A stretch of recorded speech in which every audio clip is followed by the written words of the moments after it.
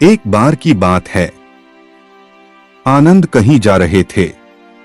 रास्ते में उन्होंने देखा कि एक व्यापारी एक चट्टान पर बैठा रो रहा है।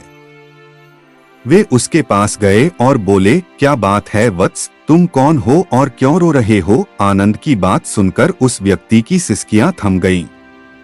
वह अपने आंसू पोंछता हुआ बोला, मैं पास के गांव का रहने वाला एक बदनसीब व्यापारी हूं। मैं जो भी काम करता हूं वह बिगड़ जाता है। व्यापार के चक्कर में मैंने अपनी पत्नी के गहने गंवा दिए, मैंने अपने परिवार को भी खो दिया, यहाँ तक कि मेरा घर भी गिरवी पड़ा है।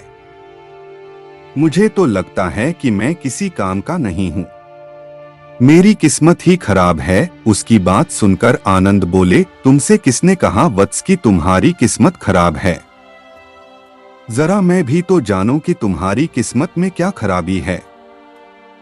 वह व्यक्ति बोला, पहले मैं खेती करता था, पर हर साल उसमें घाटा होता था। कभी सूखा पड़ जाता तो कभी ज्यादा बारिश के कारण फसल बर्बाद हो जाती। इससे परेशान होकर मैंने व्यापार करने का निश्चय किया। मैंने पत्नी के गहने बेचकर अपना व्यापार शुरू किया, लेकिन मेरा व्यापार नहीं चला। शुरू में परिवार वालों ने मेरा साथ दिया, लेकिन जैसे जैसे मुझे नुकसान होने लगा, मेरे परिवार वाले भी मुझसे दूर हो गए। मैं यह सब उनके लिए ही कर रहा था, लेकिन अब वे लोग मुझे देखकर नजरें फेर लेते हैं और मुझे ही मेरे परिवार की दुर्दशा का जिम्मेदार ठहराते हैं। उस व्यक्ति ने एक लंबी सी सांस ली और फिर बोला, मेरा एक मित्र है, उसने भी मेरे साथ अपना व्यापार शुरू किया था। उसका व्यापार अच्छा चल रहा है। वह जब भी मेरे घर आता है तो अपनी सफलता की कहानियां सुनाता है। उसकी बातें सुनकर मेरे घर वाले भी कहते हैं कि उसे देख और कुछ सीख। हमें तो लगता है कि तेरे वश का कुछ भी नहीं है। उन लोगों की बातें सुन सुनकर अब तो मुझे भी लगने लगा है कि शायद मेरे वश का कुछ भी नहीं है। अब तो मुझे अपना जीवन ही व्यर्थ लगने लगा है। मेरे मन में ख्याल आता है कि अपना जीवन समाप्त कर लूं। मैं यहाँ आया भी इसी इरादे से था, लेकिन हिम्मत नहीं कर पाया, इसीलिए यहाँ एकांत में बैठा विलाप कर रहा था। आनंद बोले, ओह तो ये बात है। वैसे क्या तुम इसके अलावा कुछ और भी कहना चाहते हो? उनकी बात सुनकर वह व्यक्ति बोला, एक ओर मेरा हर काम खराब हो जाता है, दूसरी ओर मेरा मित्र है जो हर समय मुझे नीचा दिखाने का प्रयत्न करता रहता है। मुझे समझ में ही नहीं आता है कि मैं क्या करूं। आनंद बोले, क्या तुम अपने मित्र की बातें सुनकर दुखी हो जाते हो? हाँ, मैं उसकी बातें सुनकर स्वयं दुखी हो जाता हूँ, उस व्यक्ति ने जवाब दिया। आनंद ने पूछा, तुम्हें किस बात का दुख होता है?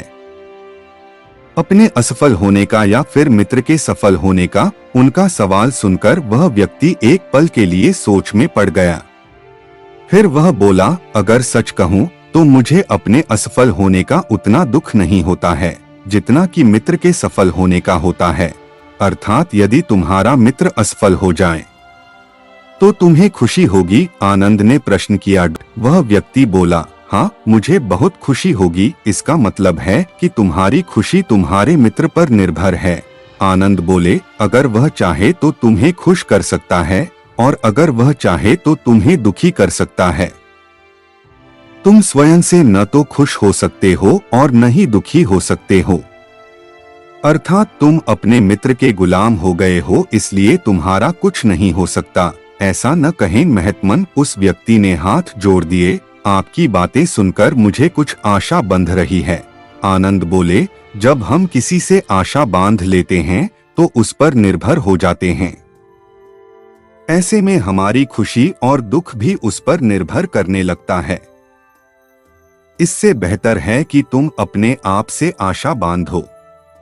जब तुम ऐसा करोगे, साथ ही पूरे जतन से काम करोगे तो तुम्हें सफलता अवश्य प्राप्त होगी। कहते हुए आनंद ने एक पल के लिए उस व्यक्ति की ओर देखा, फिर अपनी बात आगे बढ़ाई। तुम्हें लगता है कि तुम्हारा मित्र तुम्हें दुखी करने आता है, पर अगर विचार करो तो वह बातें तो सच्ची ही कहता है।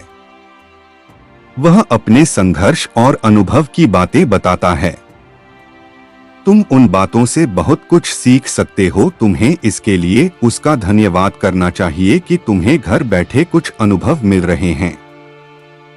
तुम उन अनुभवों का लाभ उठाओ, नई शुरुआत करो, कर्म करते जाओ, हार मत मानो, एक दिन तुम्हें सफलता अवश्य मिलेगी। आज तुम जिसे अपना बुरा वक्त या बुरी किस्मत कह रहे हो, एक दिन यह बदल जाएगी। इसी के साथ तुम्हारे विचार भी बदल जाएंगे। और देखना, जब तुम्हारा अच्छा वक्त शुरू होगा तब तुम्हारा मित्र भी तुम्हें अपनी सफलताओं की कहानियां नहीं सुनाएगा, तब वह अपनी असफलताओं की बातें बताएगा, ताकि तुम उसकी बातें सुनकर भ्रमित हो जाओ, तुम्हारा आत्मविश्वास हिल जाए और तुम गलत निर्णय ले सको। लेकिन उस समय भी तुम्हें अपनी बुद्धि का प्रयोग करना होगा।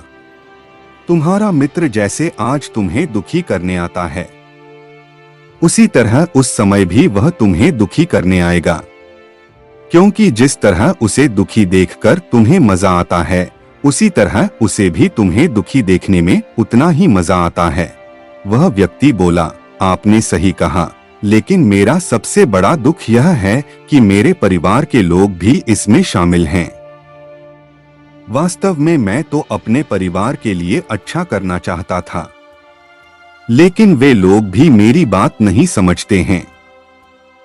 वे भी मुझे गलत कहते हैं और अब तो वे मेरे साथ भी नहीं हैं। आनंद बोले, मैं सब समझ गया। तुम सांत्वना चाहते हो। वास्तव में इस दुनिया में सभी लोग सांत्वना ही चाहते हैं। हम चाहते हैं कि हम जब भी कुछ करें तो लोग हमारी प्रशंसा करें, लेकिन आमतौर से ऐसा नहीं होता है, इसलिए हम दुखी हो जाते हैं। हमें लगता है कि हमारे मित्र, परिवार वाले सब मतलबी हैं। लेकिन तुम अगर किसी को अपना परिवार मानते हो और उसके लिए कुछ करना भी चाहते हो, तो तुम्हें ऐसा क्यों लगता है कि तुम दूसरों के लिए कुछ कर रहे हो? वास्तव में तुम अपनी खुशी के लिए कर रहे हो, इसलिए परिवार के लिए कुछ करना वास्तव में अपने लिए ही करना होता है। लेकिन अगर ऐसा करते समय तुम्हें लगता है कि तुम दूसरों के लिए कर रहे हो, तो तुम दुखी रहोगे। और अगर तुम्हें लगता है कि तुम अपने लिए कर रहे हो, तो तुम खुश रहोगे, क्योंकि जब तुम अपने लिए कुछ अच्छा करते हो या करना चाहते हो, तब तुम्हें सांत्वना की जरूरत नहीं पड़ती है। आनंद की बातें सुनकर उस व्यक्ति के चेहरे के भाव बदल गए। वह बोला, आप सही कह रहे हैं, मैं समझ गया हूं। अब तक मेरी किस्मत खराब इसलिए थी क्योंकि वह दूसरों के हाथ में थी। अब मैं अपनी किस्मत को अपने हाथ में रखूंगा। मैं फिर से प्रयत्न करूंगा, पूरे मन से काम करूंगा, और जब तक सफलता नहीं मिल जाती, चैन से नहीं बैठूंगा। उस व्यक्ति की बात सुनकर आनंद मुस्कुराए और उसे एक छोटी सी डिबिया देते हुए बोले, इस डिबिया को हमेशा अपने पास रखना। इसमें एक ऐसा राज है जो तुम्हें बड़े से बड़े दुख से भी बाहर निकाल लेगा। लेकिन इसे तभी खोलना जब तुम्हारे जीवन में कोई रास्ता न सुझाई दे और तुम्हें लगे कि सब व्यर्थ है। यह दुनिया व्यर्थ है और यहाँ रहना भी व्यर्थ है। उस व्यक्ति ने आनंद को धन्यवाद दिया और डिबिया को लेकर चला गया। उसने नए उत्साह के साथ फिर से अपना व्यापार आरंभ किया। उसका व्यापार चल निकला। अपनी मेहनत और लगन के बल पर वह एक बड़ा व्यापारी बन गया। परिवार वाले भी उसके साथ आ गए और उसका जीवन हंसी खुशी बीतने लगा। अब वह भूतकाल का रोना छोड़ चुका था। वह भविष्यकाल की भी चिंता नहीं करता था, बस अपने वर्तमान को संवारने में लगा रहता था। और जो कुछ भी वह करता था, वह अपने लिए करता था, अपनों के लिए करता था, इसलिए वह प्रसन्न था। उसके जीवन में अब कोई दुख नहीं था, लेकिन वक्त हमेशा एक जैसा नहीं रहता है, वह बदलता रहता है। उसके जीवन में भी बदलाव आया। एक दिन उसके राज्य पर पड़ोसी राजा ने चढ़ाई कर दी। उसने इस राज्य पर अपना कब्जा कर लिया। उसके सैनिकों ने चारों ओर लूटमार मचा दी। उन्होंने व्यापारी का सारा धन लूट लिया। उसके घर में आग लगा दी। जान बचाने के लिए उसे अपने परिवार के साथ वहां से भागना पड़ा। वह व्यक्ति अपने परिवार के साथ कई दिनों तक इधर उधर भटकता रहा। वह दाने दाने को मोहताज हो गया। उसका बच्चा बीमार हो गया। इलाज के अभाव में वह तड़पने लगा। यह देखकर उसका हृदय चीत्कार कर उठा। वह कैसे अपने बच्चे का इलाज कराए? उसके पास तो खाने के लिए भी पैसे नहीं थे। ऐसे में उसे एक बार फिर निराशा ने घेर लिया। उसे लगने लगा कि उसका जीवन व्यर्थ है, सारी दुनिया व्यर्थ है, किसी भी बात का कोई मतलब नहीं है। भले ही आप जीवन में कितना भी कुछ कर लो, कितनी भी सफलता हासिल कर लो, पर अंतत यह जीवन समाप्त ही होता है। तो फिर ऐसे में जीवित रहने का क्या फायदा? इससे तो अच्छा है कि वह अपना जीवन समाप्त कर ले। लेकिन तभी उसके दिमाग में आनंद की दी हुई डिबिया कौंध उठी। उसने उत्सुकता के साथ उसे खोला। डिबिया के भीतर एक पर्ची रखी हुई थी। पर्ची पर कुछ लिखा हुआ था। उसे पढ़कर उसकी आंखों के आगे छाया निराशा का अंधेरा छंट गया और वह मुस्करा पड़ा। पर्ची पर लिखा हुआ था, यह समय भी बीत जाएगा। उसने डिबिया को अपनी मुट्ठी में भींच लिया और एक नई शुरुआत के लिए उठ खड़ा हुआ। दोस्तों, अगर आप भी ऐसी ही परिस्थिति से गुजर रहे हैं तो निराश न हो।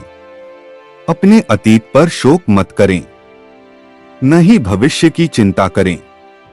अपने वर्तमान को जिएं और उसे बेहतर बनाने के लिए सच्चे मन से प्रयत्न करें। यकीन जानें, जल्दी ही आपकी किस्मत भी बदलने वाली है।